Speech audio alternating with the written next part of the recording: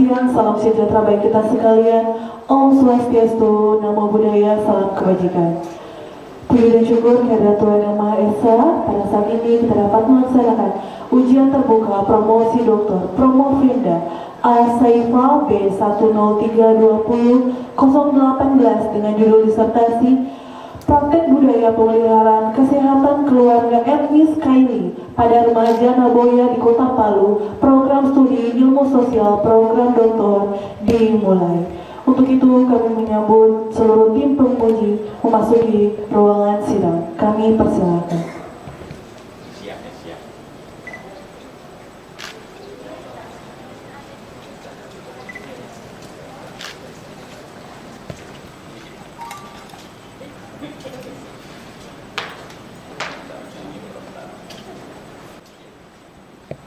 Selanjutnya kepada Promovenda kami persilakan memasuki ruangan sidang dan mengambil tempat yang telah disediakan.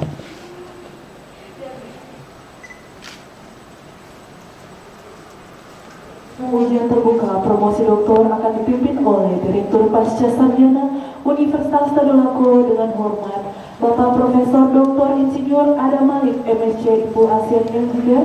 Kami persilakan. Assalamualaikum warahmatullahi wabarakatuh.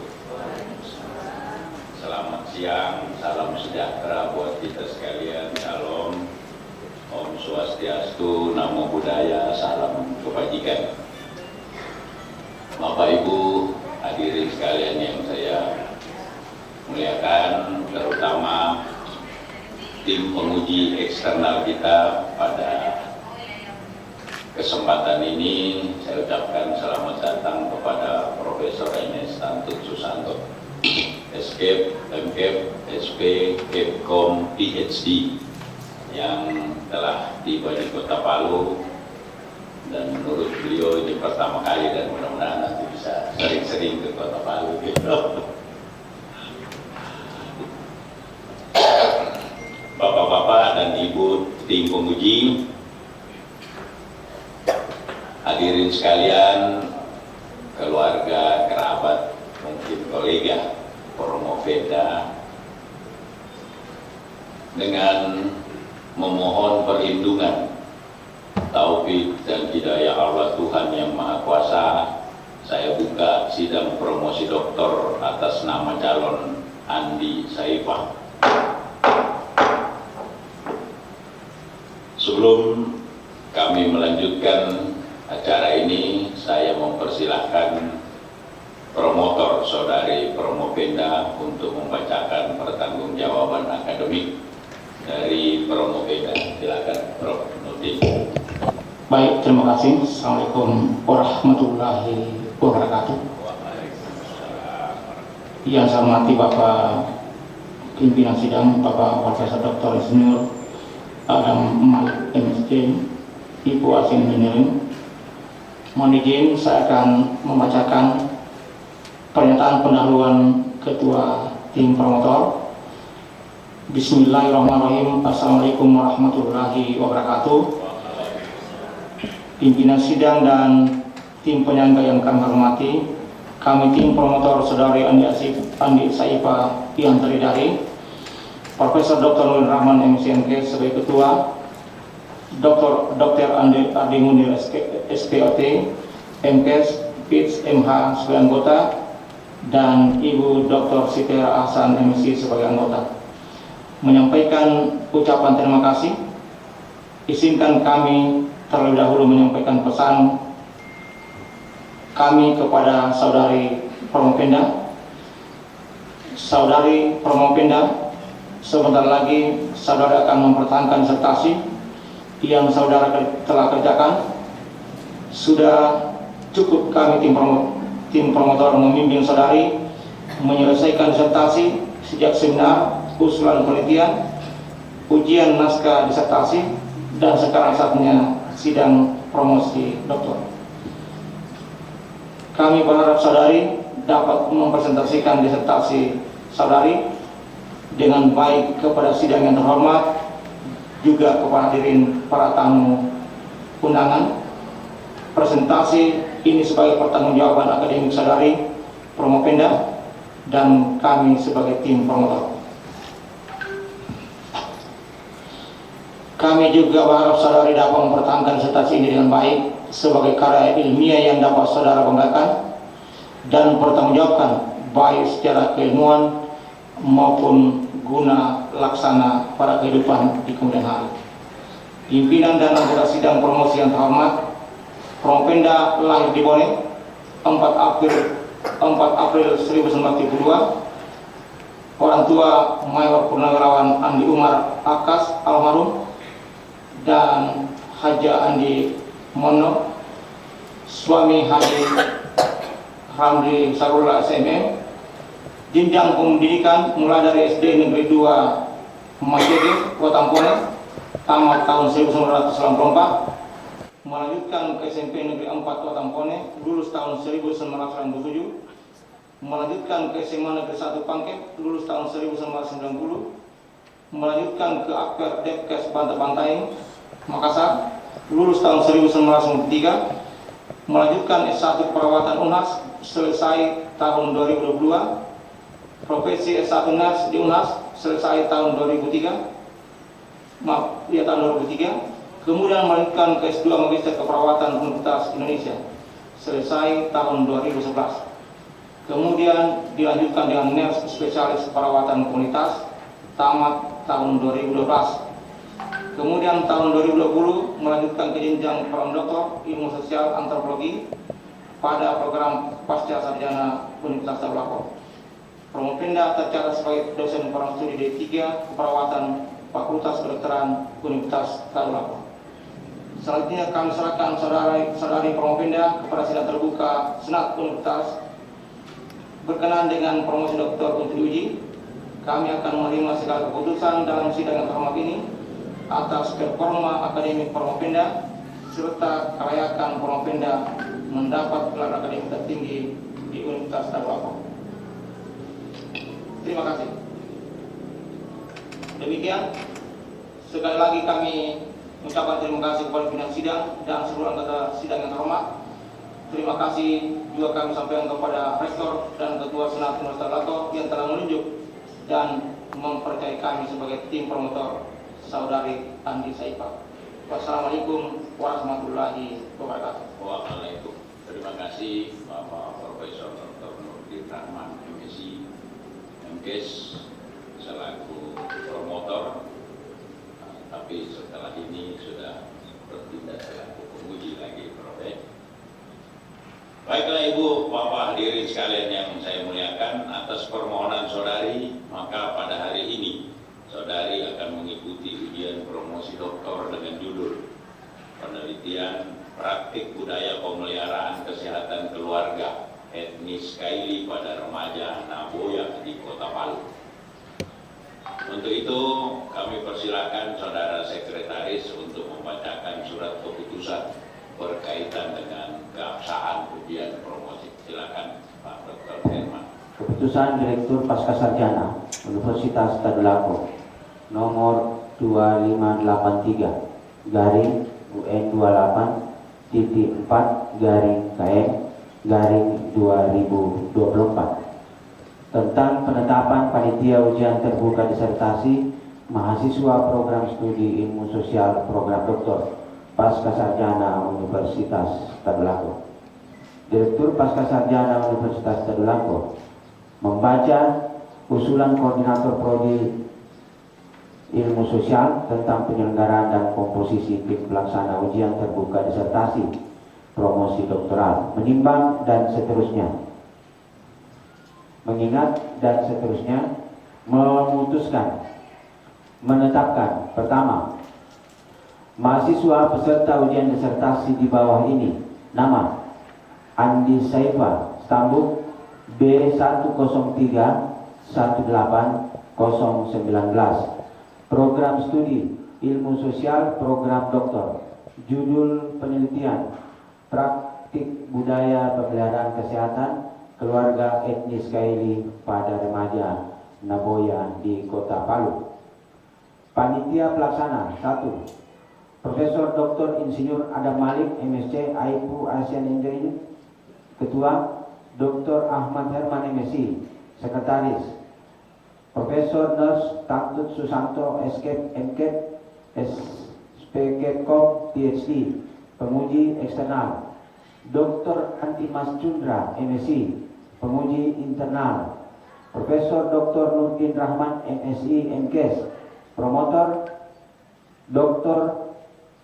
Ardi Munir, SPOT, MKes, PIX, MH, co-promotor. Dr. Siti Aheria Ahsan, MSc, co-promotor. Dr. Ikhtiar Hatta, SOS, MHUM, penguji. Dr. Rismawati, SOS, MA, penguji.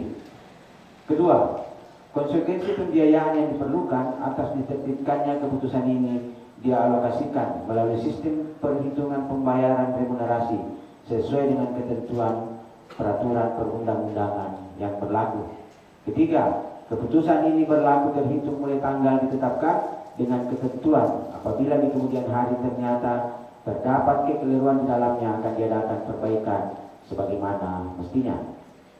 Ditetapkan di Palu pada tanggal 24 Juni 2024. Direktur Profesor Dr. Insinyur Adam Malik, MSc, AIPU SNNJ. NIP 19630306 1988031003. Terima kasih banyak, Prof. Terima kasih Bapak Dr. Ahmad Herman, MSc. Selanjutnya saya persilakan Promopenda untuk memaparkan ringkasan hasil penelitian disertasi selama kurang lebih 10 menit. Assalamualaikum warahmatullahi wabarakatuh dan selamat sore.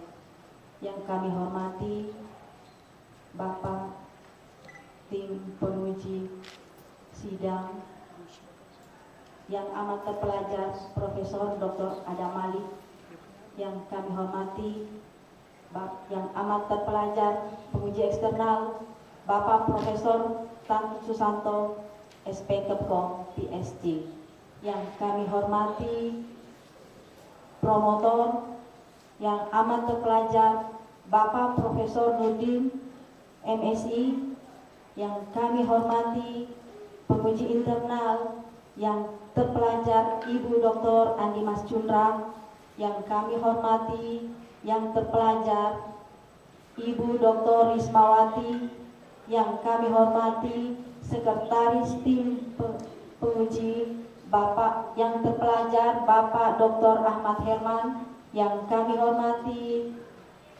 co-promotor yang terpelajar Bapak Dr. Ardi Munir, dan yang kami hormati co-promotor 2 Ibu Dr. Siti Aheria Ahsan.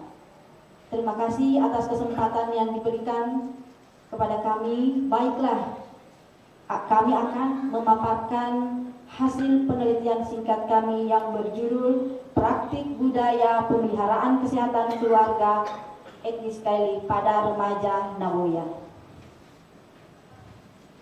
Adapun yang melatar belakangi penelitian ini adalah kasus berat badan lebih, overweight dan obesitas sangat meningkat mulai dari tingkat lokal, Palu, Sulawesi Tengah, Indonesia, Asia maupun tingkat dunia.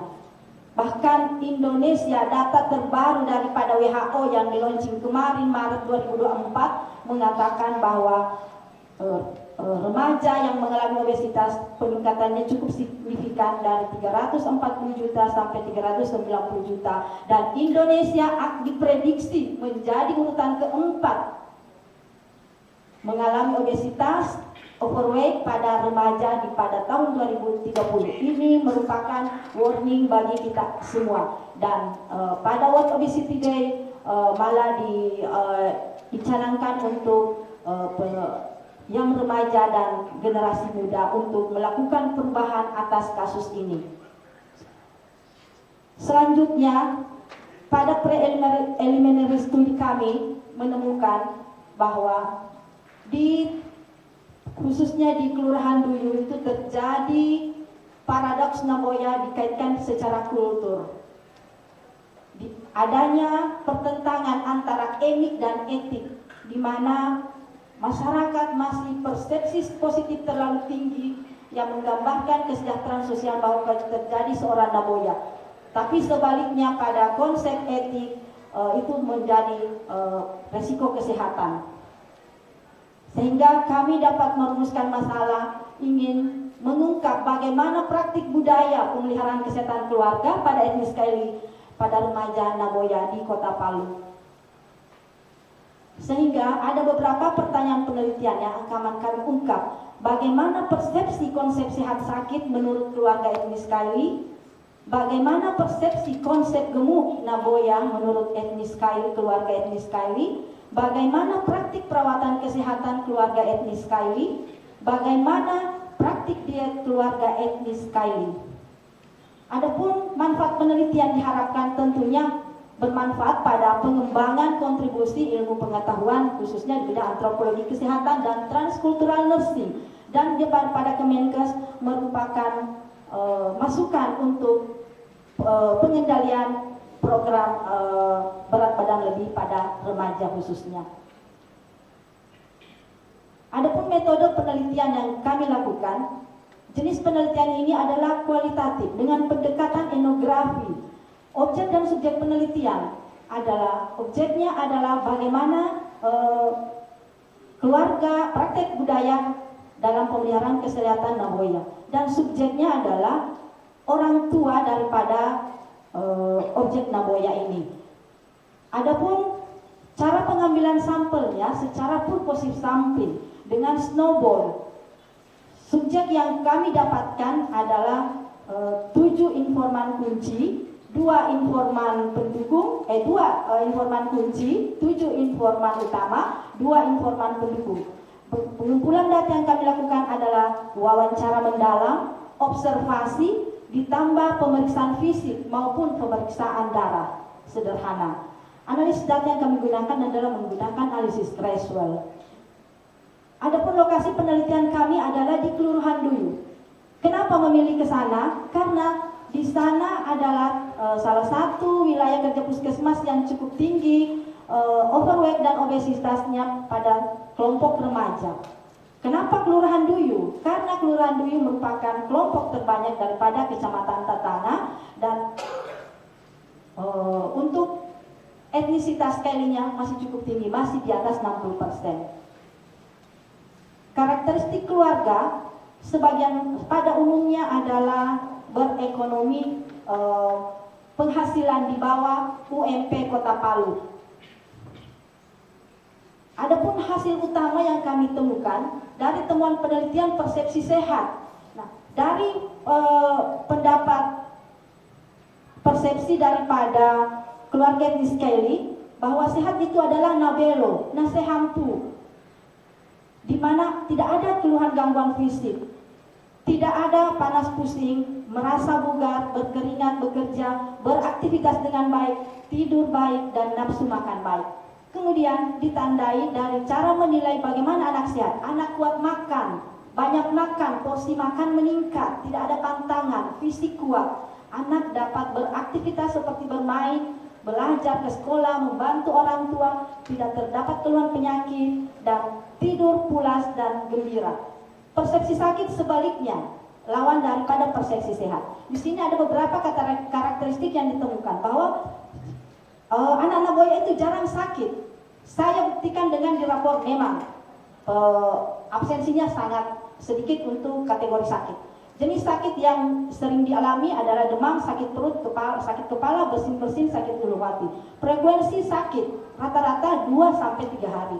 Pada umumnya 2-3 kali per 6 bulan. Penyebab sakit menurut persepsi keluarga etnis Kaili bahwa sakit itu karena terpapar panas matahari, minum air es, main hujan, lambat makan, salah makan, gangguan makhluk halus, keteguran roh leluhur.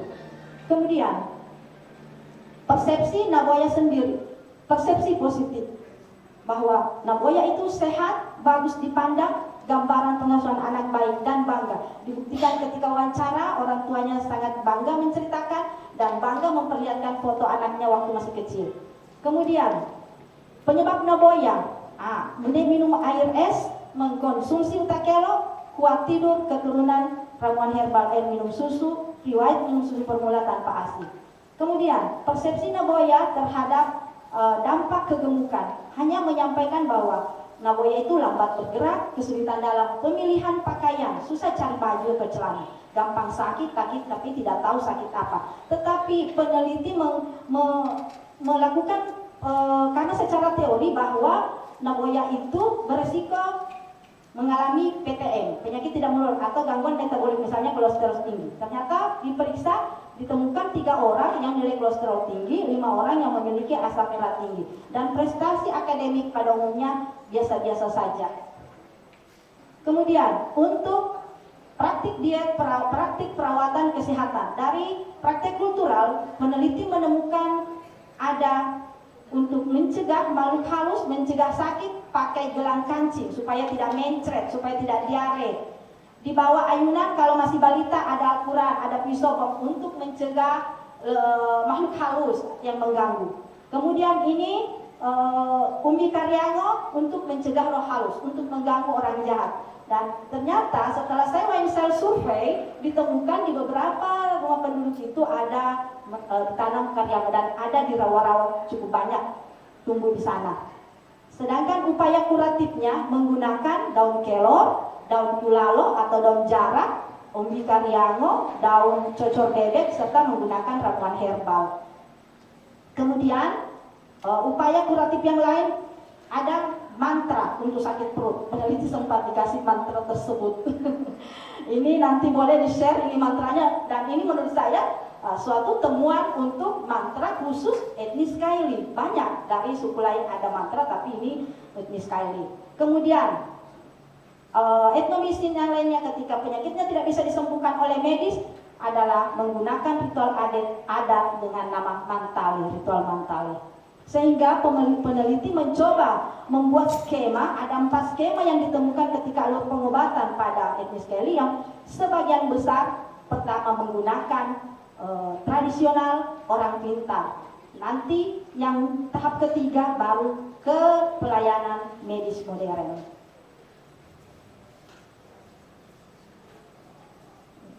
Kemudian untuk praktik diet ada pola makan, ada pemilihan makanan, pengolahan makanan, menu favorit, penyajian makanan, makan bersama, aturan makan. Pola makan pada umumnya tidak kurang memenuhi makanan bervariasi sesuai prinsip gizi seimbang. Dan pola makanan favorit nasi kuning. Pemilihan makanannya adalah sebagian diserahkan kepada keluarga. Menu favorit adalah uta kelo. Ini makanan khas daripada etnis Kaili. Makan bersama itu kurang. Aturan makan ada 2 informan. Aturan makan pamali kalau melarang anak-anak makan. Jadi makanlah sepuasnya. Seperti itu katanya. Kemudian, nah ini salah satu lagi contoh-contoh makanan, makanan adat, makanan pesta, makanan di rumah, makanan adat, balabe.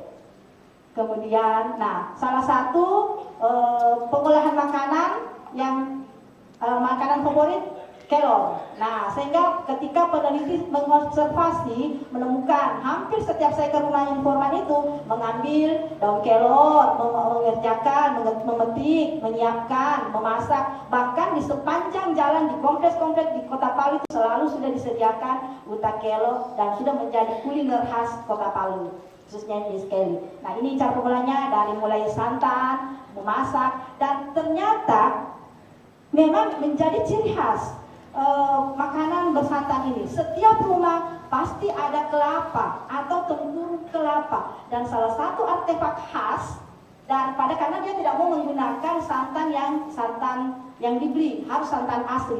Semua informan dan masyarakat yang di situ mempunyai padu tradisional. Jadi ini salah satu ciri kultural dari etnis Kaili. Dan masih hampir semuanya masih memasak air dengan menggunakan kayu bakar.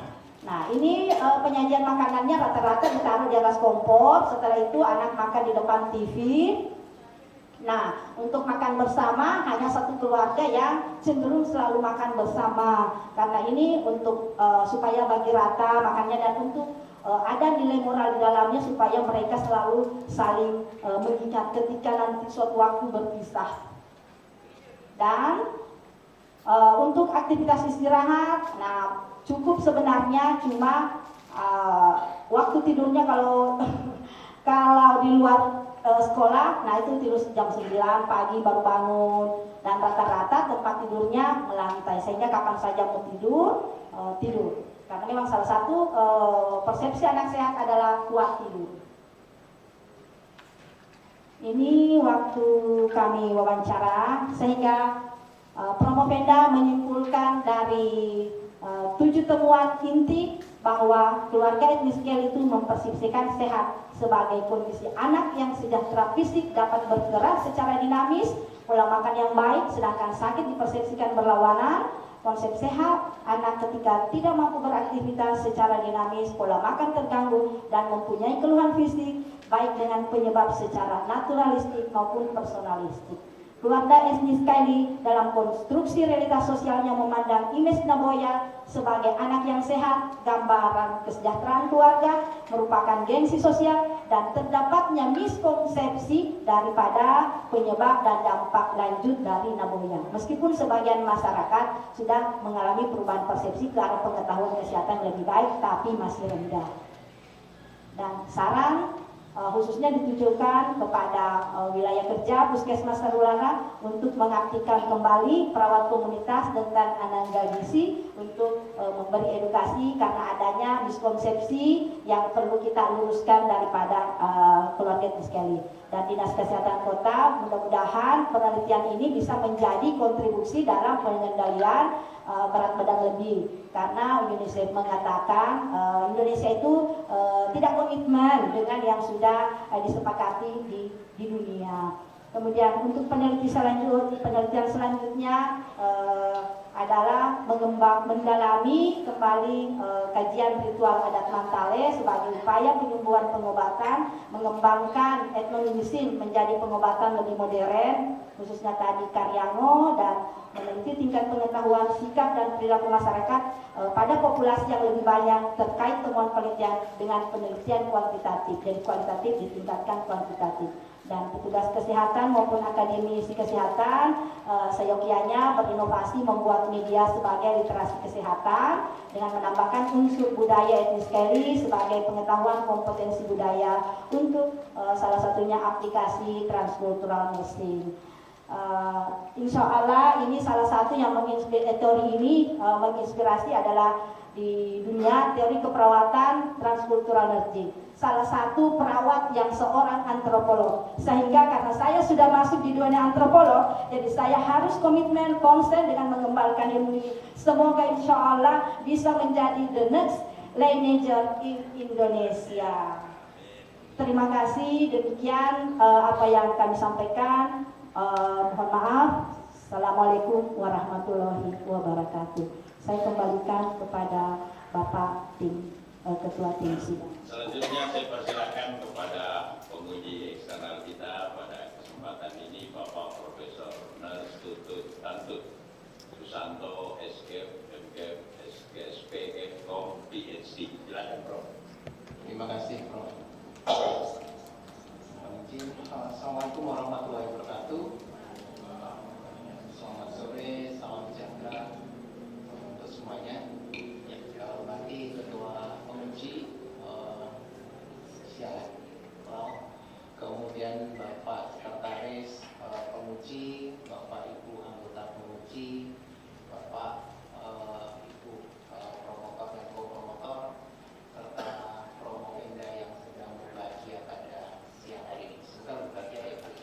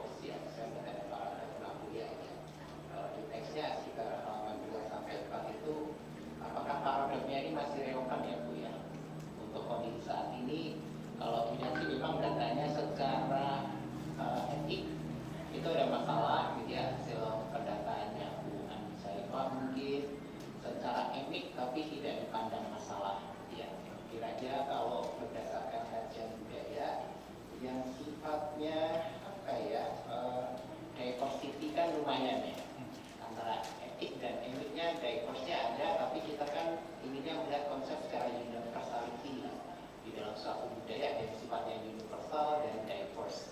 Kira-kira yang diverse itu di mana, yang universal di mana, apakah masih relevan dengan kondisi saat ini? Kalau itu menjadi suatu masalah kesehatan di masyarakat. Menurut kami setelah turun di lapangan memang masih menjadi paradoks antara etik dan etik.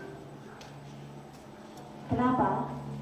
Untuk diversity-nya, karena memang di sana itu masih sangat kuat memandang image positif tentang Nagoya, bahwa itu gambaran kesejahteraan sosial. Seperti itu. Sementara kita dari petugas kesehatan sendiri itu mau merubah, tapi kan tidak mungkin kita merubah seperti membalik telapak tangan. Sehingga dari data-data yang mulai meningkat itu, sekiranya ini kami tidak cegah melakukan edukasi atau prevensi primer, nah itu akan bertambah. Apalagi ada warning awal dari kesehatan, organisasi kesehatan World Obesity pokoknya itu kita diprediksi pada tahun 2030 itu remaja itu dan anak usia sekolah itu meningkat urutan keempat. 2030 kita tinggal berapa tahun? Seperti itu. Sedangkan makanya sekarang di Kementerian Kesehatan itu sejak usia 15 tahun semua sudah harus sering di screening. Nah, saya melihat permasalahan ini, Prof, bahwa ini kita sebagai perawat komunitas harus memprevensi lebih awal. Jangan nanti sudah kejadian, baru kita terjadi break, baru kita kalang kabut.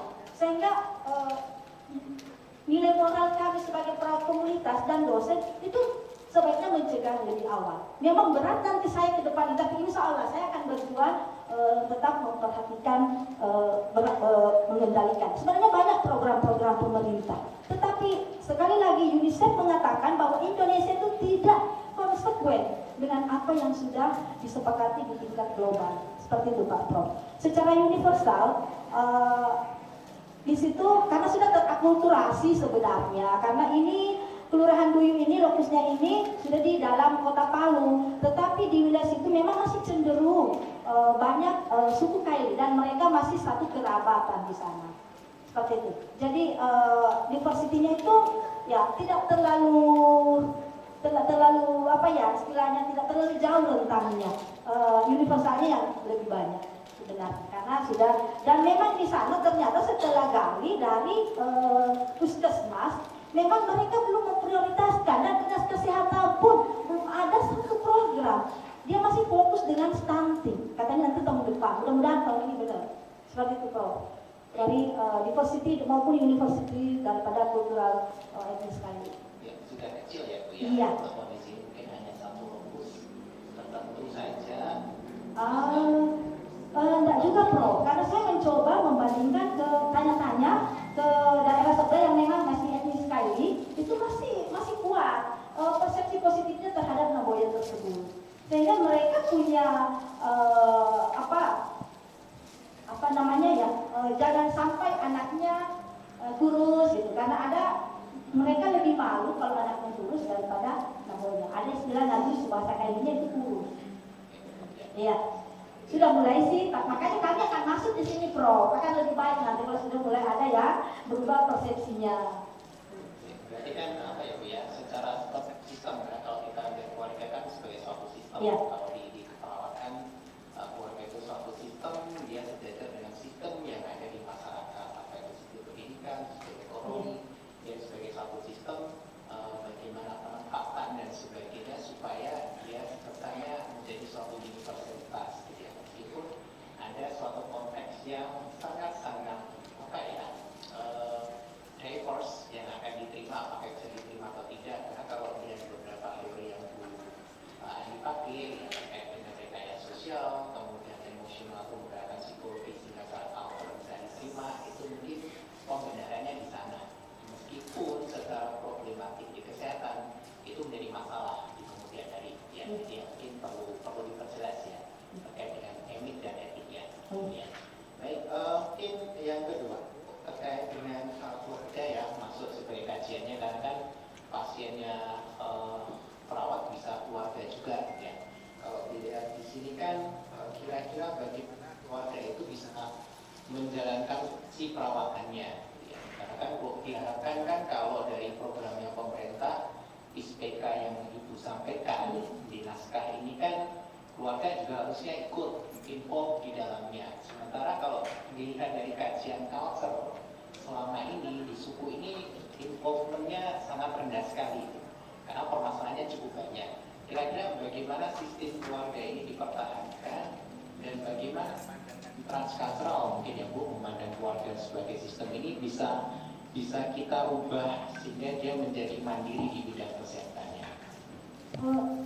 Untuk merubah memang butuh pendekatan yang lebih mengikuti transkultural juga seperti itu. Nah, fakta di lapangan ketika saya turun sampai beberapa bulan itu karena memang untuk edukasi terkait Nagoya itu memang sangat minim. Jadi bagaimana saya bisa memperbaiki atau keluarga tetap mempertahankan? Memang tidak ada jalan lain, kembali harus memperkuat ISPK, Program Indonesia Sehat Pendekatan Keluarga. Namun sekarang itu di Dinas Kesehatan programnya mulai mandek programnya karena ya tidak ada pembiayaan lah. Tetapi saya selalu memotivasi teman-teman di puskesmas, tolong kita perawat jalankan puskesmasnya, jangan nanti ada duit baru kita turun seperti itu. Karena salah satu ketika kita mau akreditasi, credit point kita naik pangkat, satunya adalah aspek keluarga. Bahkan saya pernah di daerah Sigi Kabupaten sebelah itu melakukan pengabdian untuk bagaimana membantu teman-teman untuk mengaplikasikan kembali program keluarga. Biar keluarga ini bisa continue dalam melakukan tugas kesehatan keluarganya. Karena kita harus mengenalkan dulu mereka. Ternyata faktanya di lapangan memang persepsinya kan berbanding terbalik dengan yang kita harapkan. Seperti itu, Prof. Terima kasih, Prof. Saya kira sudah banyak sekali pertanyaan dan telah dijawab, dikonfirmasi, klarifikasi oleh Romo Benda. Baiklah, selanjutnya saya persilakan kepada Dr. Andi Manjundra, MSc. Saya kira satu pertanyaan cukup ini. Silakan.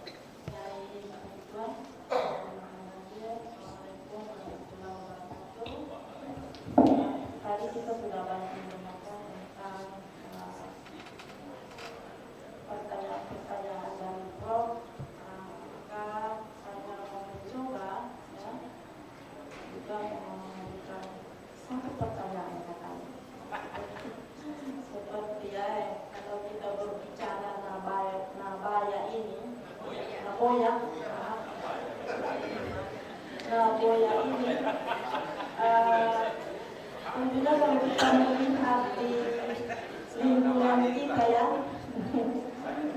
di lingkungan kita ini, Nabaya ini banyak yang kita bisa pemandangan yang kita bisa lihat, demikian juga bahkan di dalam keluarga kita.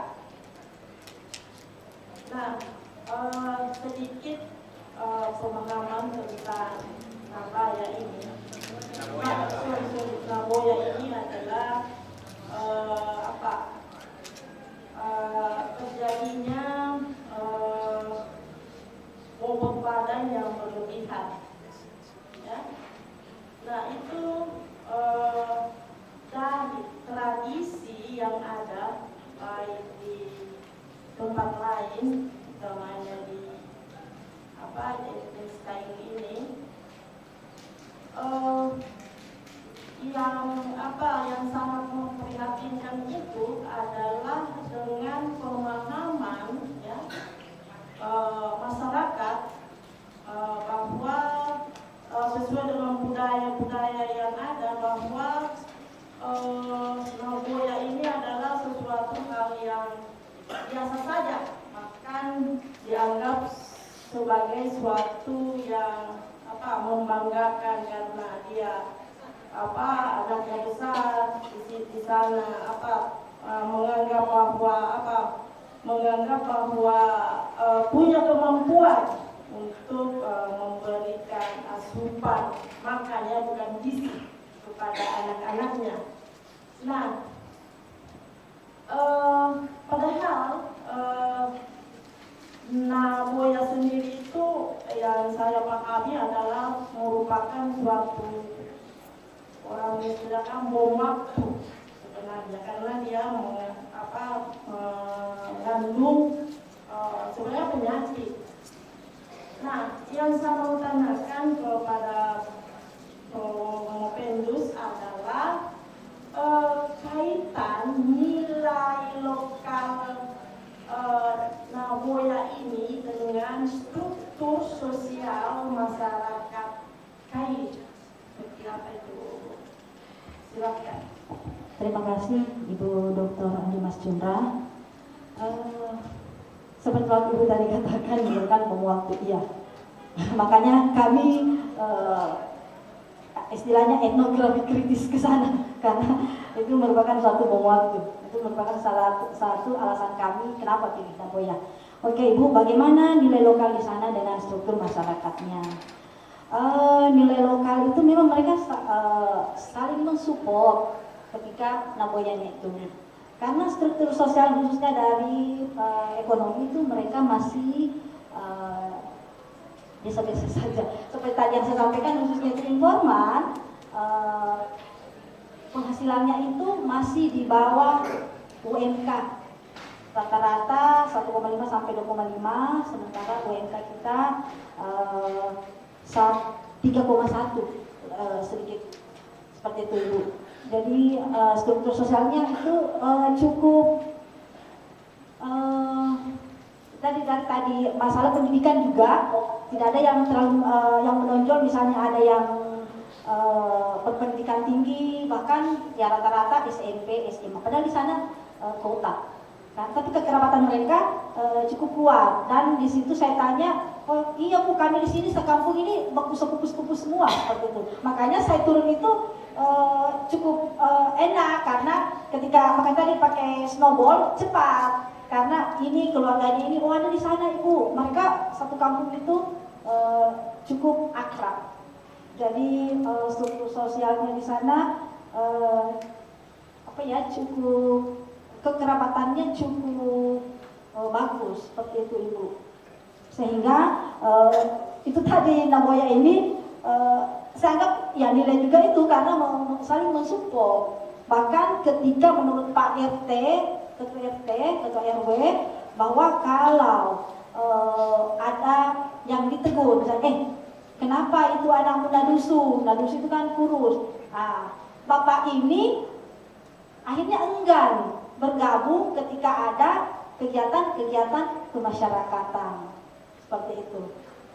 Tapi kalau di Nagoya mereka bangga, senang seperti itu. Sama sudah itu yang saya bilang tadi, bahwa persepsinya sudah mulai terbuka dengan masalah-masalah obesitas di TV. Itu saya juga tidak mau terlalu besar seperti itu yang di TV yang 100 kilo seperti itu. Saya bilang itu bukan lagi Nagoya, itu bukan sudah 100 kilo. Tetapi dengan itu ada satu informan tuh, Ibu, kita kan bangga juga Bu, dibilang Nagoya karena kan keluarga ya paling cuma makan takelo. Sementara itu biasanya anak gemuk itu disandang oleh status keluarga yang ekonomi tinggi. Seperti itu Ibu. Terima kasih Ibu Dr. Andi Mas Cundra Komisi. Selanjutnya saya persilakan Bapak Dr. Ikhtiar Atta Isos. Silakan Pak. Assalamualaikum warahmatullahi wabarakatuh. Terima kasih banyak Bapak Ketua.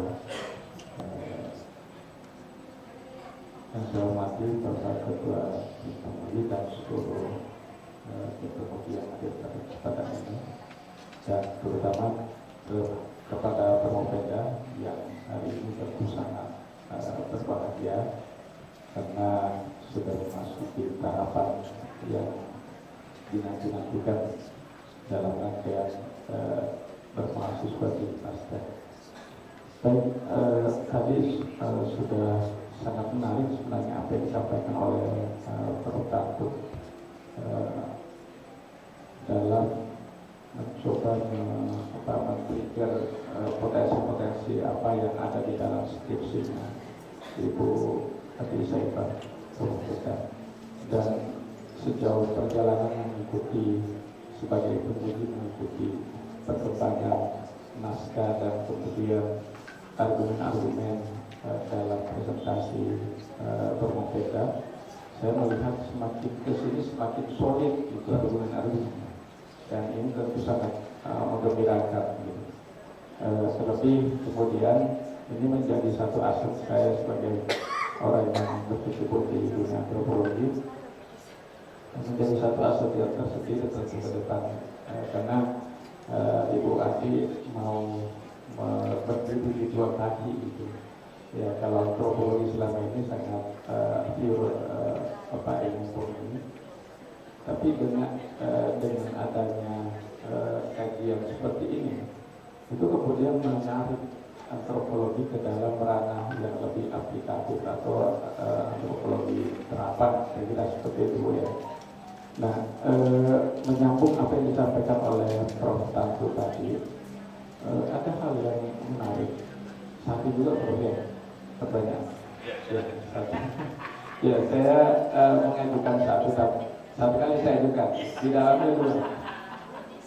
Ya, jadi saya menyambung apa yang disampaikan oleh Prof. Tatu tadi, bahwa dari bagaimana fenomena kultural yang unik itu tentang fenomena Nagoya dan Nasusu itu tadi, itu diperlakukan dalam bidang transkultural sosial, ya, transkultural sosial. Ini maksud saya supaya Ibu kemudian, walaupun tadi Ibu mengatakan saya menahan diri gitu, tapi mungkin di sini tidak usah menahan diri, dikeluarkan saja supaya kita juga bisa tahu bahwa ternyata memang Ibu sangat cemerlang memberikan potensi itu. Itu pertama, untuk melihat problem-problem seperti ini, karena dulu ketika pendekatan ini diaplikasikan, saya kira menjadi satu hal yang unik itu dalam perkembangan transkultural sosial yang disampaikan tadi oleh Prof. Tatu.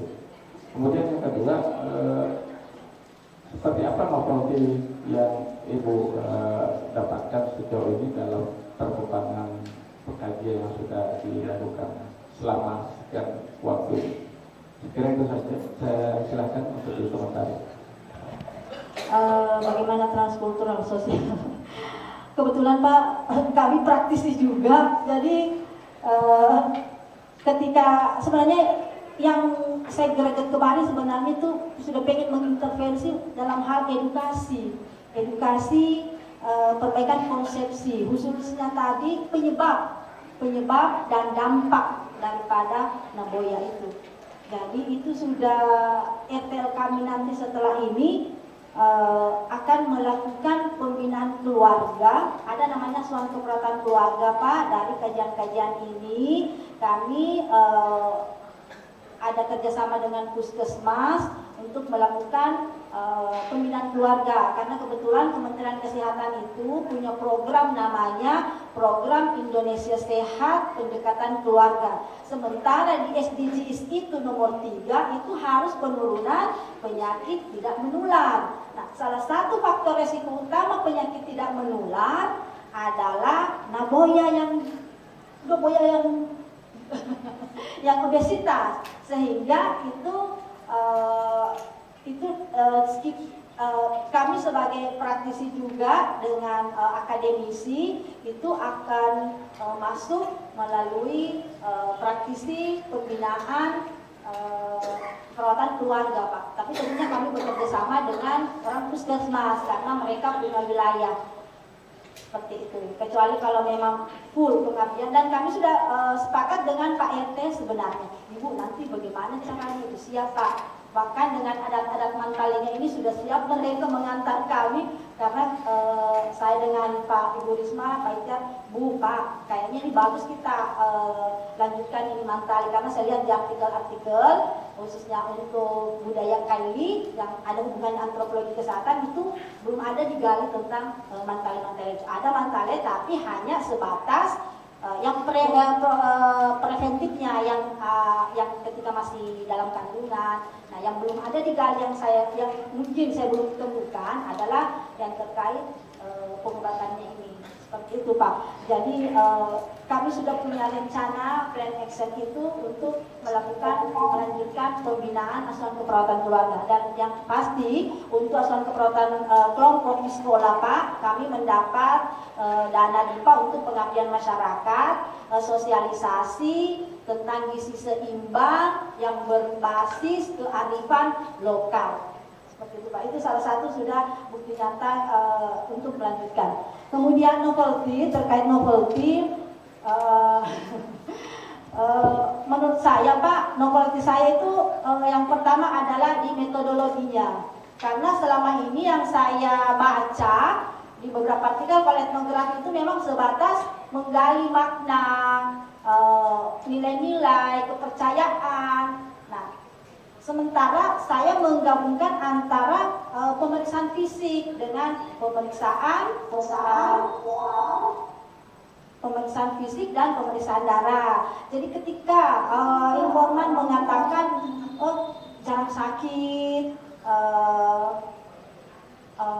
sehingga saya bilang, oh ya, secara teori bahwa anak Naboya itu bahkan dia berisiko sakitnya lebih tinggi daripada yang normal. Makanya salah satu faktor risiko utama penyebab faktor risiko penyakit tidak menular, karena ada ketika gemuk itu ada namanya hipokampus di otak itu berkurang fungsinya, sehingga anak menjadi kognitifnya agak menurun. Kalau menurut riset yang saya dapatkan, aritmetikanya rendah, kemampuan bahasanya rendah. Nah, ternyata saya coba konfrontir dengan nilai rapornya. Ya memang tidak ada yang sangat excellent nilainya. Mereka rata-rata hanya B, seperti itu. Sehingga dengan memperbaiki nanti Naboyanya ini, nah itu pintu masuk saya, supaya anaknya kita lebih cerdas, lebih memberi semangat yang lebih baik. Sebaiknya ya bagaimana kita memperbaiki hal-hal yang sudah meningkatkan yang sudah baik, yang mungkin kita ikuti aturan kesehatan seperti ini. Nah, seperti itu. Jadi metodologinya, Pak, saya adalah pemeriksaan fisik. Itu yang menurut saya, novelty saya. Karena ini etnografi, wawancara mendalam, observasi. Saya langsung melakukan pemeriksaan fisik, pemeriksaan tekanan darah, gula darah, kolesterol, asam urat. Gitu. Dan yang kedua, karena pemeriksaan kalau di ilmu gizi atau termasuk kami di keperawatan juga, untuk melihat pola makan itu, kalau kami tidak menginap 24 jam di situ, kami menggunakan ada namanya food record. Jadi kalau di keluarga menurut teori Friedman itu bisa 3 hari. Jadi saya memberi catatan, Ibu apa yang dimasak hari ini, selingannya dan seterusnya, makanan 24 jadi tiap kali 24 jam. Itu tiap hari juga tim kami ke sana untuk kalau belum diisi apa, coba Ibu supaya mereka tidak lupa. Seperti itu, ada food record 3 hari, jadi itu menurut saya, Pak. Kemudian untuk remajanya, food recordnya 7 hari. Jadi semua jajannya ayo dicatat apa jajannya hari ini. Jadi itu tadi yang informan pendukung kami, itu yang membantu. Jadi tiap hari pergi mengecek, diisi enggak ini food recordnya. Seperti itu, Pak. Sehingga ternyata tergambar, tiap hari minum teh poci, tiap hari makanya seperti itu, Pak. Jadi itu karena saya tidak bisa 7 rumah ini, saya mau 24 jam di situ. Jadi salah satu asesmen dari keperawatan itu udah apa lagi dari di situ itu food record, catatan. Meskipun ya kalau ada biasnya ya, makanya kita tiap hari tetap mengontrol supaya tidak lupa apa yang dimakan hari ini, apa yang dijajan hari ini. Seperti itu, Pak. Kemudian temuannya ya seperti tadi itu mantra-mantra, mungkin hasilnya itu menurut saya banyak yang mantra-mantra, tapi untuk mantra Kaili untuk mengobati sakit perut Itu saya dapatkan dari seorang tua atau yang dianggap di sana cukup pintar dalam menyembuhkan penyakit gara-gara akibat dari personalistik atau gangguan-gangguan roh. Tapi sakit perut bisa dengan dikombin dengan itu Pak karyamu. Makanya saya sangat tertarik ini mendalami lagi ini karyamu seperti itu Pak. Karena setelah saya searching, ternyata karyamu ini luar biasa, dia punya efek terapeutik, anti depresi lah, banyak sekali Pak, antioksidannya tinggi. Aduh, sudah bicara sama teman-teman farmasi, ada seperti ini, bagaimana? Iya, bagus. Seperti itu Pak. Jadi itu menurut saya menurut saya ini metodologi dan temuannya. Kemudian itu tadi saya menambah diagnosa. Selama ini kan etnografi yang masih bukan transpulmonar yang perawatan itu tidak pernah ada memunculkan diagnosa keperawatan apa yang ditemukan pada saat etnografi bukan etnonursing, karena saya masih umum sebenarnya. Seperti itu Pak. Ikhtiar selanjutnya saya persilakan Pak Dr. Ahmad Herman MSc, dan saat ini Ibu Dr. Siti Ari Hasan sudah bergabung bersama kami juga di Zoom. Setelah Pak Ahmad Herman, saya persilakan untuk Ibu Dr. Siti Ari Hasan. Assalamualaikum Bu Eri. Bisa mendengar suaranya? Ya, kita coba lagi nanti. Silakan Pak Herman. Ahmad Herman. Iya, makasih banyak Ketua. Assalamualaikum warahmatullahi wabarakatuh. Ibu Saifah, Andi Saifah, ya. Selamat Ibu, sudah sampai pada titik yang membanggakan, ya Ibu ya. Ya, saya selamat datang juga Prof. Tantut. Semoga apa yang dibilang tadi Ibu Saifah terwujud di lantai 2 Prof. Jadi di lantai 2 itu memang ada prasmanan Bro. Jadi kalau tidak ada utakelo seperti yang dibilang Ibu Saifah, maka mungkin kita masih bisa menunda nilainya Bro. Ya. Tapi saya yakin pasti dia wujudkan. Iya. Ibu Saifah. Iya, saya nggak tahu apakah ini Nagoya atau Pogoya, tapi ya mudah-mudahan kita tetap konsep di Nagoya. Big is beautiful bagi saya. Ya, nah, Ibu sudah banyak menjelaskan, ya luar biasa. Ibu sudah menjelaskan begitu baik. Kenapa tadi saya bisa mengatakan begitu baik? Karena yang saya lihat itu CV-nya Ibu. Ibu mulai dari kerja dari puskesmas sampai sekarang. Itu berarti Ibu memang sudah tahu seperti apa yang terjadi pada tataran implementasi di lapangan. Gitu. Ya Bu ya.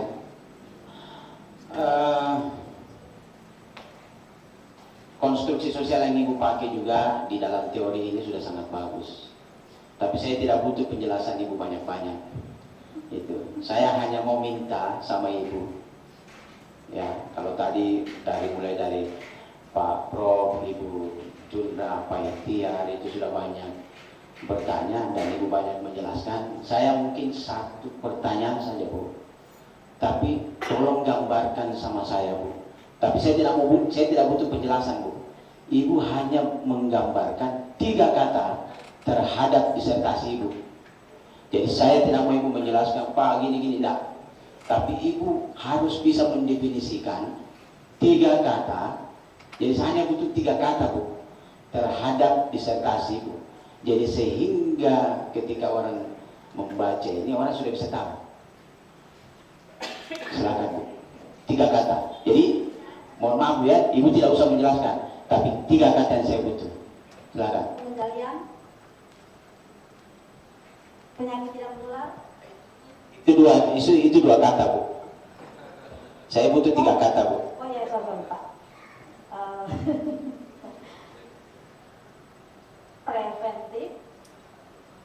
Saya tidak primer, preventif, promotif, preventif, kuratif. Coba kita ulangi dulu Bu. Ya, yang pertama tadi apa Bu? Promotif, Promotif, preventif, preventif, kuratif. kuratif. Iya, oke. Tidak juga. Itu. Ya, Ibu sudah menghilangkan ciri khasnya, yaitu Nagoya. Ya. Oke, terima kasih. Iya. Assalamualaikum warahmatullahi wabarakatuh.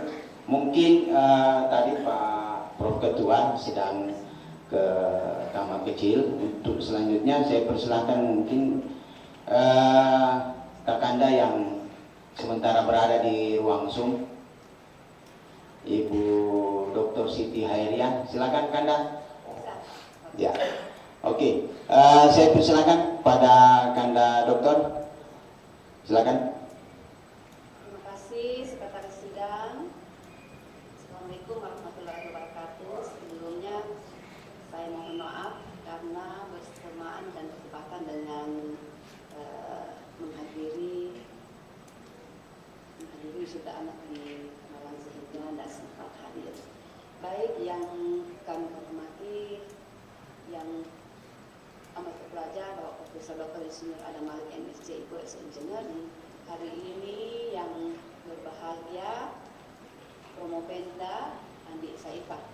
Ya, tidak banyak yang ingin saya tanyakan Ibu, karena selama mulai dari pembimbingan lalu masuk kepada proposal, hasil, dan bila tutup sekarang masuk kepada ujian terbuka. Setiap ujian itu, setiap kali seminar selalu ada hal-hal kebaruan, hal-hal yang ingin Ibu sampaikan sampai pada di ujian terbuka ini. Ya, baik, terkait dengan Nagoya. Nah, Nagoya ini apakah masuk pada perilaku kesehatan berisiko? Ya, menurut menurut secara etik dan secara etik. Ya, silakan. Oke, terima kasih Ibu Dr. Siti Hairian. Nagoya ini dia suatu kondisi Ibu. Perilakunya dia bukan suatu perilaku, tetapi dia menjadi Nagoya ini akibat dari perilaku. Khususnya secara dari WHO, Kementerian Kesehatan, bahwa faktor penyebab utama terjadinya Nagoya adalah perilaku makan yang tidak sehat. Itu pertama. Kemudian yang kedua, perilaku aktivitas fisik yang rendah. Nah, kedua perilaku ini bisa predisposinya antara lain persepsi, apakah persepsi remaja sendiri, persepsi dari keluarga, persepsi dari masyarakat. Seperti itu Ibu, pengetahuan, dan banyak faktor-faktor pemungkin ketersediaan akses, misalnya jajanan, kurang makanan-makanan yang memang misalnya berserat, kurang buah, seperti itu Ibu. Kemudian faktor penguat khususnya dari keluarga. Kalau keluarga sendiri tidak menyediakan makanan yang sesuai prinsip gizi, khususnya makanan beragam dan bervariasi, nah itu anak Nagoya ini tentu mengikuti daripada apa yang disediakan daripada orang tua, sehingga intervensi pertama nanti itu kita masuk ke keluarga Ibu. Jadi Nagoya bukan perilaku itu Ibu, dia terbentuk dari sebuah perilaku. Dr. Siti Hairian, MSc yang menyempatkan waktu hadir bersama kami. Sukses atas wisuda anak-anak besok ya Bu ya. Terima kasih Prof. Ya, selamat. Selanjutnya saya persilahkan Bapak Dr. Ardi Munir SP OT MKes Fix MH. Ya, ladies dulu kalau begitu. Sorry maaf, sebelumnya Ibu Dr. Rismawati SOSMA, silakan Bu. Mungkin pertanyaan juga komentar. Ya baik, terima kasih atas kesempatan yang telah diberikan kepada saya. Assalamualaikum warahmatullahi wabarakatuh. Dan selamat siang, salam sejahtera buat kita sekalian. Pertama-tama saya mengucapkan selamat dulu deh buat Ibu Andi Saifah. Alhamdulillah di sore hari ini, insya Allah sebentar lagi akan mengundang gelar dokter, insya Allah. Dan saya lihat progresnya sangat baik dari awal proposal sampai menuju ke tutup dan promosi. Ini adalah sebuah penelitian yang menarik bagi saya karena di sini Ibu Andi Saifah telah mencoba menggali sebuah pengetahuan lokal. Nah ini kalau di dalam antropologi kita menggunakan ethnomedicine. Jadi menggali pengetahuan lokal ini adalah salah satu paradigma etnoscience di antropologi, khususnya di bidang kesehatan atau ethnomedicine. Nah, temuan penelitian Ibu Andi Saifah ini secara jelas mengatakan bahwa penyebab terjadinya naboya, jadi bukan nabaya ya. Kalau nabaya itu artinya gila, kalau nabaya itu artinya sinting, setengah botol. Jadi sedikit saja berubah pengucapannya ini jadi berbeda. Jadi hati-hati kita menggunakan istilah lokal dan ya sehingga interpretasinya bisa berbeda. Nah di sini kalau Ibu Andi Saifah mencoba menggabungkan pengetahuan lokal itu, menggali bagaimana kemudian kegemukan itu terjadi pada anak di keluarga Kylie dengan mencoba menerapkan konsep berpikirnya. Di sini saya lihat konsep berpikirnya Brown ya Bu ya. Nah di dalam konsep ini perpaduan, makanya kalau tadi Ibu Andi Saifah katakan akulturasi, menarik sekali. Jadi kalau kita mencoba memadukan dua konsep berpikir tentang kesehatan, tentang sakit dan penyakit, termasuk dalam hal ini adalah menggali pengetahuan terhadap ancaman kesehatan. Nah di sini kegemukan atau naboya ini dikategorikan sebagai penyakit yang tidak menular ya Bu. Ya. Nah tentunya dari upaya-upaya kesehatan ini ada yang dinamakan tindakan promotif, kemudian preventif, dan tentunya untuk menggali ini semua, tadi Ibu sempat katakan bahwa Ibu telah mencoba melihat itu dari kebiasaan makan atau perilaku makan. Bisakah Ibu gambarkan salah satu faktor yang kira-kira juga mempengaruhi sehingga terjadinya obesitas atau naboya tadi? Nah, salah satunya itu adalah perilaku aktivitas fisik yang rendah. Saya tidak begitu melihat gambaran ini di dalam disertasi ini.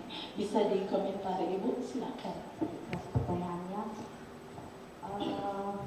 untuk temuan penelitian saya ini Bu, bahwa hasil temuan-temuan itu dari praktik diet maupun praktik perawatan kesehatan dan khususnya praktik diet itu merupakan faktor predisposisi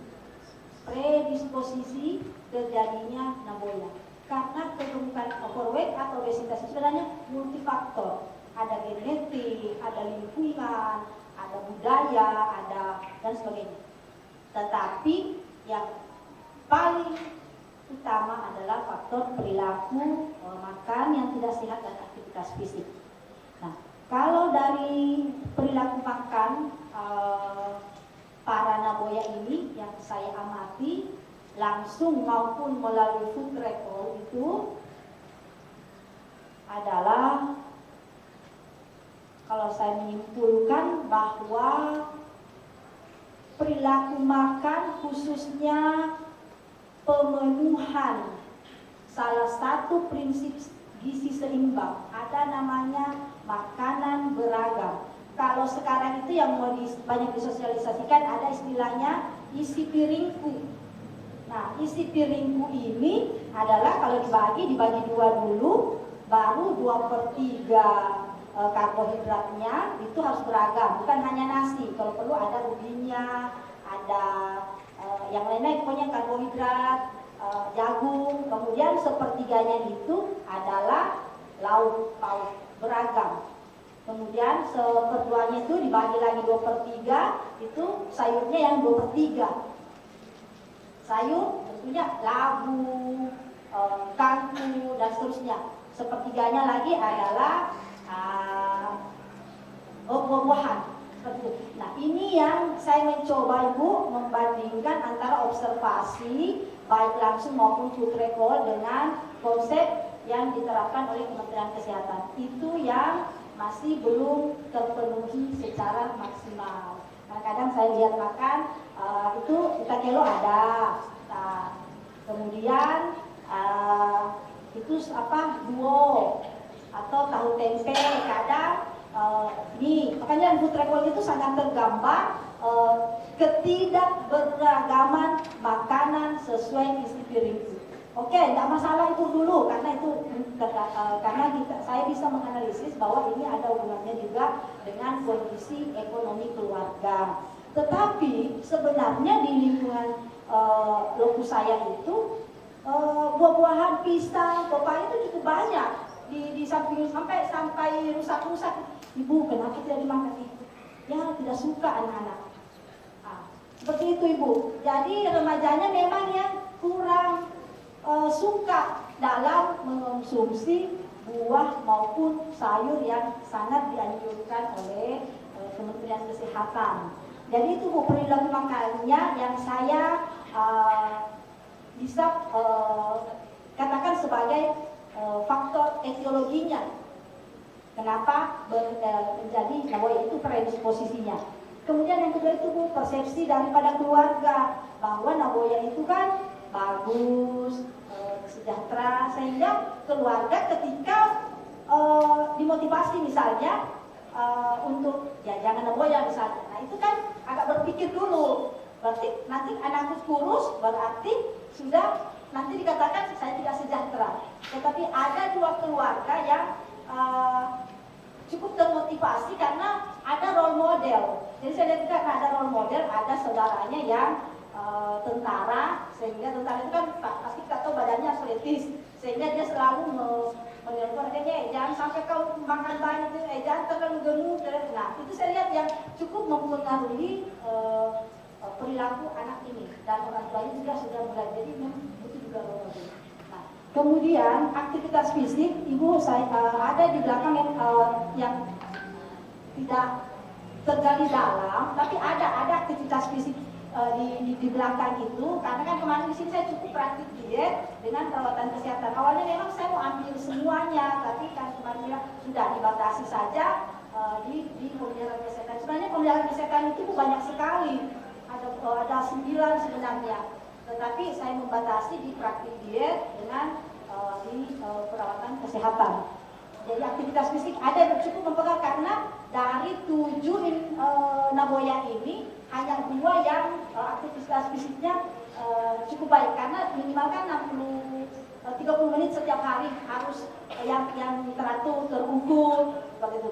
Aktivitas fisiknya dia ke sekolah, tetapi itu pulang dia lebih banyak tidur, main game, main HP seperti itu. Dan motivasi dari keluarga memang belum terlalu kuat untuk memotivasi anaknya supaya beraktivitas fisik yang dalam artian olahraga seperti itu. Baik, terima kasih Bu Dr. Ismawati Sosuna. Selanjutnya saya persilakan Bapak Dr. Adi Munir SPOT MS Fix MA. Silakan Dok. Terima kasih atas kesempatan yang diberikan. Yang saya hormati Bapak Ketua Komisi hari ini, Bapak yang amat terpelajar, Bapak Profesor Dr. Adam Mahmud dan SC, Ibu Hasil Engineering. Apresiasi, bangga Ibu Andi Sepa sudah berdiri saat ini sebagai Promopenda. Yang singkat saja saya bahwa terkait dari apa yang disampaikan dari penguji eksternal, Ibu ini kemudian sebagai antropolog di bidang kesehatan kan begitu ya. Nah, namun saat sekarang ini saya masih mendengar adanya underestimate bagaimana seorang ahli atau ilmu yang berbasis kesehatan mempelajari ilmu sosial, sehingga kemudian itu yang ingin saya dapat tanggapan dari Ibu yang sebenarnya home base-nya adalah atau basic ilmunya kesehatan, namun kemudian merambah ilmu sosial yang menarik. Dan yang terakhir adalah bahwa apa yang Nobelty Promopenda dapatkan, bagaimana kemudian integrasi aplikasinya nanti, bagaimana sumbangsi Nobelty yang Ibu dapatkan terhadap pengembangan institusi di mana Promopenda berhome base atau berasal kan gitu ya, karena saya selaku bagian dari itu ingin mendengar bagaimana nanti karya terhadap Nobelty itu diaplikasikan di institusi asal. Saya kira demikian, terima kasih.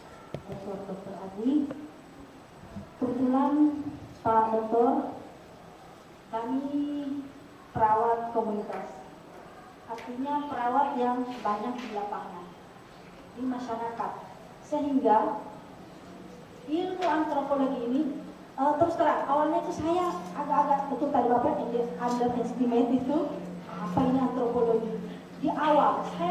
Makanya saya bilang betul-betul Allah yang punya rencana. Saya tidak pernah, saya ini orang fisika Pak Dokter.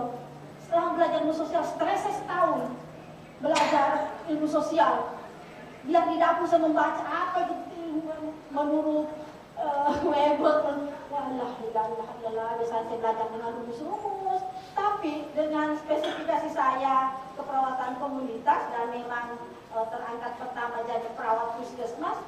Nah, saya rasa ilmu ini cukup menarik, cukup bisa mensupport saya ini ke depan, karena apa kita sudah inginnya saya ini ya Pak Dokter, bahwa saya mau ingin dokter keperawatan juga, tapi apa boleh buat ilmu saya sudah tidak bisa dijadikan sebagai tugas belajar, ya sudah. Tentunya saya harus memilih jurusan ilmu yang benar-benar, sebenarnya ilmu tidak ada, tidak semua bagus, tidak mungkin diciptakan itu sebuah ilmu program studi kalau tidak bagus. Cuma bagaimana kita menempatkan diri, merelevansikan nanti ke depannya. Nah, untuk bagaimana kontribusi saya, Pak Dr. Adi, saya ini kan kembali lagi ke keperawatan komunitas. Di dalam keperawatan komunitas itu ada namanya asuhan keperawatan keluarga. Jadi saya memulai nanti, jadi temuan ini seperti yang saya sampaikan di awal, bahwa saya akan melanjutkan menjadi pengabdian masyarakat dan akan bekerja sama dengan dokter puskesmas. Itu memang berat nantinya. Saya akan memotivasi, mengadvokasi.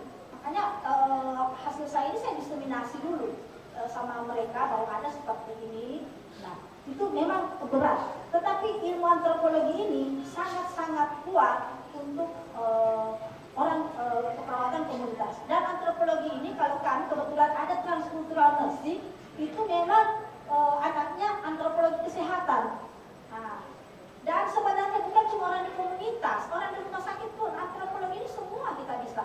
Karena di rumah sakit pasien itu berbagai culture, sehingga pendekatan culture. Nah, tentunya tidak boleh kalau dibaca nanti mungkin insya Allah kalau terpublish, oh ini ternyata salah satu makanan khasnya adalah kelor.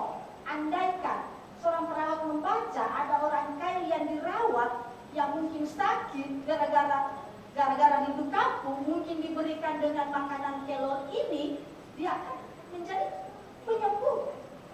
Nah, dengan kita memahami seperti itu, sehingga kontribusi saya mulai dari pengembangan kebetulan ada antropologi kesehatan, saya masuk ke transkultural nursing, masuk ke asuhan keperawatan keluarga, asuhan keperawatan kelompok, itu anak usia sekolah atau remaja, saya masuk di sekolah. Asuhan keperawatan komunitas itu komunitas pada umumnya mungkin satu RT, satu RW, di mana nantinya yang banyak anak-anak Nagoya. Di situ saya akan selalu akan melakukan pendekatan untuk mengedukasi masyarakat, menjalin kerjasama, memotivasi. Tentunya dimulai dari mensosialisasikan bahwa Nagoya ini seperti ini bagus, tapi kita bagaimana lah nanti kita mengkomunikasikannya. Karena yang kembali lagi saya terpanggil untuk ke Nagoya ini karena saya dari S1 magister itu saya tertarik ke Nagoya dan tinggal di sini ke spesialisnya juga ke psikologi juga sehingga ini saya masuk lagi ke psikologi karena tadi sudah dikatakan bahwa organisasi obesitas sedunia itu kita diprediksi tahun 2030 kita urutan keempat. Sementara untuk yang dewasa itu meningkat di atas 40%. Yang 1 dari 5 anak balita itu obesitas. 1 dari 7 remaja obesitas. Seperti itu, Pak. Jadi insya Allah saya akan konsen, insya Allah supaya bisa juga seperti bapak-bapak yang amat terpelajar ini, yang meskipun saya mungkin sudah bukan hilir murni, tetapi cantolannya, relevansinya, support ilmunya masih sangat kuat, komunitas dengan antropologi kesehatan. Seperti itu jawaban saya. Terima kasih Pak Dokter. Selanjutnya Bapak Profesor Dr. Nurdin Rahman. Assalamualaikum warahmatullahi wabarakatuh. Yang saya hormati Bapak dan Sekretaris Pimpinan Sidang, yang saya hormati Ibu dan Bapak Ibu Penguji, yang kita banggakan Ibu Andi Saifah, kami dan Dokter, seluruh keluarga dan pengunjung yang saya banggakan. Ya, saya kira saya memberikan apresiasi mendalam kepada Ibu Andi Saifah atas segala upayanya untuk mengumpulkan data, fakta terkait mengenai Nagoya ini. Saya kembali ke 3 kata tadi bahwa perlu ada preventif, promotif, dan kuratif. Kita berharap banyak bahwa 2 kata yang pertama itu yang kita utamakan, kedepankan. Bahwa Nagoya, konsep Nagoya yang selama ini kurang pas ya, bahwa karena Nagoya itu tidak ada masalah, tidak perlu diatur jumlah makannya, jenis bahan makanannya, dan juga jadwal atau frekuensi makannya. Saya kira kita sebagai orang kesehatan ya paling tidak tadi disesuaikan dengan pesan-pesan gizi seimbang, hubungannya dengan piring makanku tadi. Ya, saya mau tanya mengenai keyakinan Ibu bahwa konsep Nagoya yang kurang pas ini kita harapkan bahwa itu menjadi minimal atau tidak berkelanjutan. Bagaimana keyakinan Ibu ke depan bahwa ini konsep ini bisa kita luruskan bahwa Nagoya itu sesuatu yang kurang pas karena dapat berdampak untuk terjadinya penyakit tidak menular. Bagaimana tanggapan Ibu Andi Saifah? Sekali lagi secara temuan bahwa Nagoya ini masih dominan persepsi positif, membanggakan kesejahteraan keluarga. Nah, inilah bagaimana nantinya akan masuk memperbaiki konsep mereka dengan pendekatan kultural. Makanya nanti penyuluhan saya mungkin saya pakai bahasa Kaili, panggil teman yang pakai bahasa Kaili. Makanya salah satu pengabdian saya ini yang saya akan membuat buku saku berbahasa Kaili dengan bahan-bahan makanan yang mudah didapatkan di lingkungan sekitar yang nilai gizinya juga cukup tinggi, cuma tidak dilirik atau Kemudian bagaimana Nagoya ini untuk sekali lagi Pak Prof bahwa yang pertama harus memperbaiki persepsi, mindset. Persepsi diperbaiki melalui pengetahuan diperbaiki melalui edukasi. Pendekatannya nanti apakah langsung atau tidak langsung itu tergantung bagaimana keinginan di masyarakat. Jadi seperti itu, insya Allah tetap akan konsen ke masalah kesehatan overweight maupun obesitas. Jadi edukasi yang pertama, edukasi memperbaiki konsep. Karena di program keluarga itu ada yang pertama, keluarga mampu mengenal masalah kesehatannya. Nah, masalah kesehatan Nagoya, bagaimana, apa penyebabnya, apa dampaknya, kira-kira bagaimana solusinya untuk memperbaiki. Itulah yang akan kita sosialisasikan, edukasi, tentunya literasi ini yang harus kita perbaiki. Seperti itu, Pak Prof. Profesor Dr. Nurdin Rahman akhirnya semua tim penguji sudah memberikan pertanyaan dan ditanggapi dari lebih dari cukup dari Promopeda ini. Jadi saya tidak mengajukan lagi pertanyaan, saya sudah memasukkan nilai dari kesimpulan yang telah ditanyakan tadi. Saya cuma dibisi-bisi Pak Herman, Pak, apakah kita masuk Nagoya ini atau tidak? Jadi nanti kita lihat indikatornya. Yang penting sehat. Saya kira pendekatan antro ini sangat bagus. Kami juga di Kehutanan itu banyak temuan-temuan yang justru ditemukan oleh antropolog. Jadi misalnya kenapa ada kepercayaan ini jangan ditebak. Nah ini terus kita kembangkan. Ini bisa lestari kira-kira salah satunya. Dari sisi etnobotani juga kami banyak melakukan penelitian itu untuk melihat jenis-jenis tanaman apa yang diinginkan masyarakat dan bahkan kita dorong untuk mengembangkan untuk lebih kelestarian hutan yang ada. Baiklah Ibu dan Bapak sekalian, saya kira itu hanya komentar saya, tidak usah lagi ditanggapi Bu Andi Saifah untuk mempersingkat waktu. Seperti biasanya kami melakukan skorsing sidang ini untuk mengumpulkan nilai, tapi saya sudah disodori nilai dari masing-masing anggota penguji. Saya sudah melirik dan saya sudah bisa simpulkan bahwa kita langsung saja untuk membacakan prestasi oleh kandidat pada hari ini. Ibu dan Bapak sekalian, setelah tim panitia penguji memberikan nilai mengenai prestasi yang dicapai oleh kandidat selama studinya sebagai berikut. Yang pertama, IP rata-rata untuk semua nilai mata kuliah yang diujikan di luar disertasi itu adalah 4,0. Selanjutnya, disertasi sebagai hasil karya tulis dan penampilan dalam redenasi ilmiah itu juga diberi nilai A. Sehingga IP kumulatif tetap 4,0.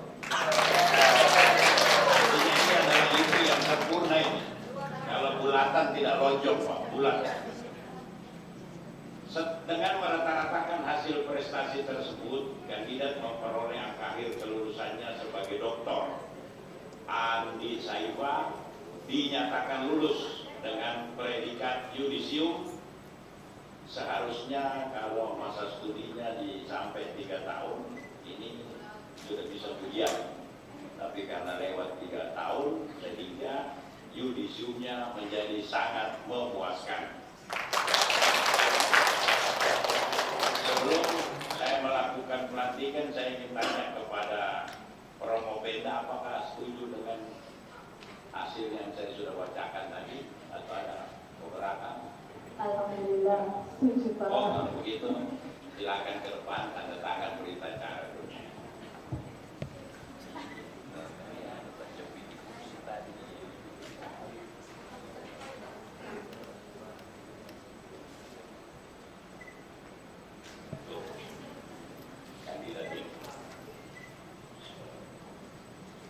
Saya Ketua Panitia Ujian Doktorat melantik Saudari Andi Saifah menjadi doktor dalam sosial, konsentrasi antropologi.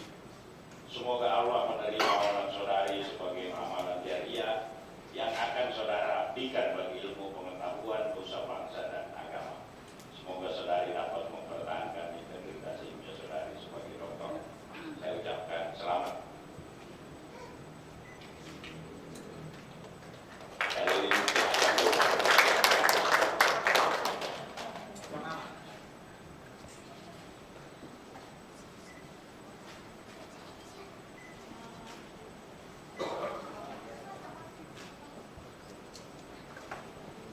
Baiklah, Ibu Dr. Andi Saifah. Jadi beliau ini sudah bisa dipanggil Ibu Doktor atau menunjukkan gelarnya di tempat nama karena sudah di yudisium. Sebelum saya akhiri, saya memberikan kesempatan kepada Ibu Dr. Andi Saifah untuk memberikan ucapan terima kasih. Silakan, 5 menit. Mengucapkan terima kasih kepada beberapa orang-orang yang penting, orang-orang yang baik. Saya membiayai Allah lagi. Astagfirullah. Semoga semua pesan-pesan saya hari Jumat ini mulai dibukanya amal ibadah. Semoga apa yang saya dapatkan hari ini benar-benar menjadi kebaikan saya di dunia dan di akhirat. Jadi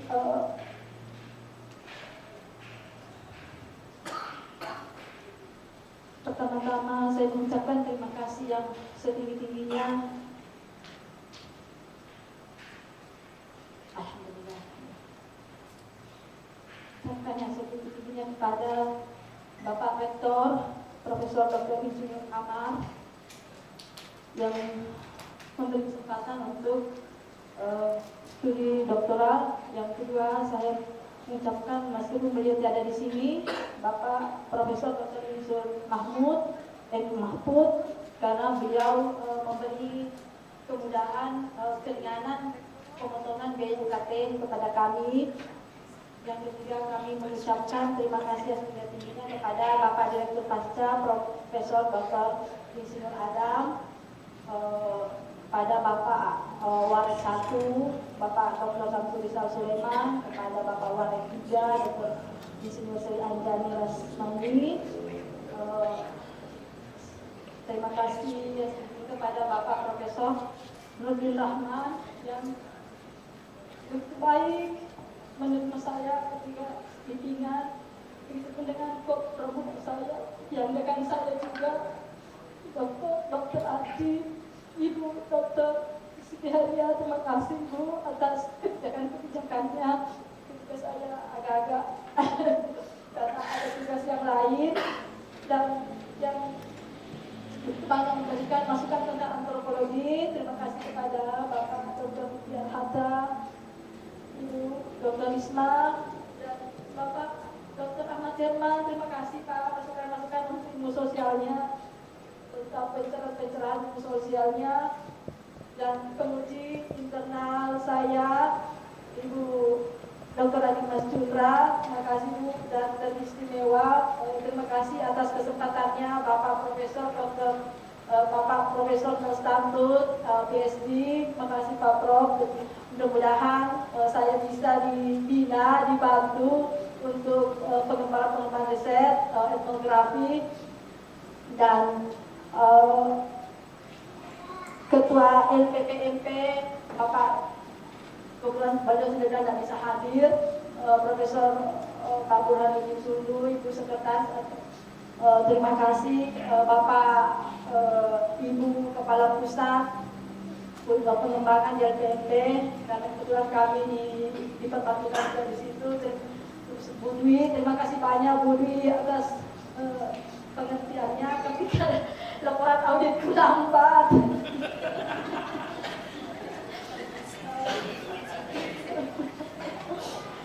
Ibu dosen-dosen di Prodi S3 Ilmu Sosial, terima kasih. Wakil Dekan Fakultas Kedokteran, terima kasih. Mudah-mudahan Dr. Ferry sempat hadir karena beliau insya Allah hadir. Kemudian seluruh teman-teman, adakah yang datang teman-teman S3? Terima kasih. Kemudian teman-teman di Prodi, terima kasih Bapak Ibu, mohon maaf sekiranya saya tidak begitu aktif dalam kepanitiaan. Insya Allah ke depan ini karena sudah terselesaikan suatu tugas berat, insya Allah saya akan mengabdikan diri kembali, mengembangkan kembali ilmu keperawatan dan dengan menambah antropologi kesehatan dan istimewa keluarga saya. Terima kasih kurang sehat beliau, tapi menyempatkan datang kepada kakak saya, ponakan saya yang datang, dan semua teman-teman. Ibu Purni, terima kasih Bu, saya ucapkan terima kasih atas bantuannya yang sering mensupport saya, men-trigger saya bahwa tidak cepat, selesai cepat, dari motivasi. Keluarga saya dari pihak suami, Kak Tia, mamanya Novi, Kak Haskan, ponakan-ponakan saya dari pihak suami, terima kasih atas dukungannya selama ini. Ketika ada acara-acara keluarga saya sering tidak hadir, karena sering tidak hadir, tapi dibawakan juga makanan, ya terima kasih.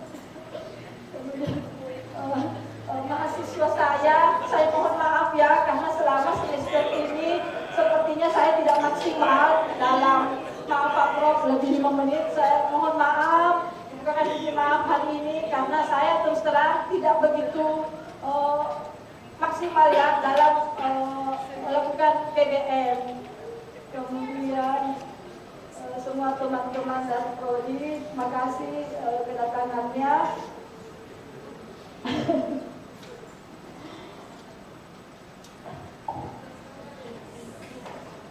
Dan teristimewa my husband yang banyak dosa rasanya, sering marah-marah ketika tidak sudah makan di luar saja, beli di luar saja karena tidak sempat itu masak, karena ridho suami adalah ridho Allah. Jadi mohon hari ini karena saya memasak 4 tahun, kayaknya banyak sekali dosa aku sama suami, khususnya dalam urusan masak memasak, seperti anak bodoh juga. Sekali lagi terima kasih semua yang saya tidak bisa, semua teman-teman Mbak Revi, terima kasih Mbak Revi yang sering mengingatkan saya, semua teman-teman staf di Pasca, terima kasih, adik-adik staf dari LPP, terima kasih atas dukungannya, atas bantuannya semua ini. Dan sekali lagi yang sekiranya sebutkan satu persatu, terima kasih, dan dengan ini saya mengucapkan bersyukur kehadirat Allah Subhanahu wa Ta'ala. Sekali lagi, mudah-mudahan ini gelar yang saya dapatkan hari ini benar-benar membawa kebaikan saya di dunia dan di akhirat, meningkatkan keimanan, ketakwaan saya, meningkatkan ilmu dan gelar. Mudah-mudahan insya Allah, ya Allah, mudah-mudahan. Terima kasih Pak Ketua. Demikian yang mohon maaf atas segala kekurangan. Wabillahi taufiq wal hidayah. Wassalamualaikum warahmatullahi wabarakatuh. Akhirnya kita tiba di penghujung sidang ujian terbuka ini. Atas nama tim penguji kami mengucapkan terima kasih dan mohon maaf seandainya ada yang kurang berkenan. Dan juga buat Ibu Cherry, Ibu Dr. Sitiari Aksan MSI yang menyempatkan diri hadir. Terima kasih Bu Cherry, salam buat keluarga, semoga sukses acara wisuda anak dan besok hari. Dengan mengucapkan Alhamdulillahirrabbilalamin, sidang ujian terbuka promosi doktor pada hari ini saya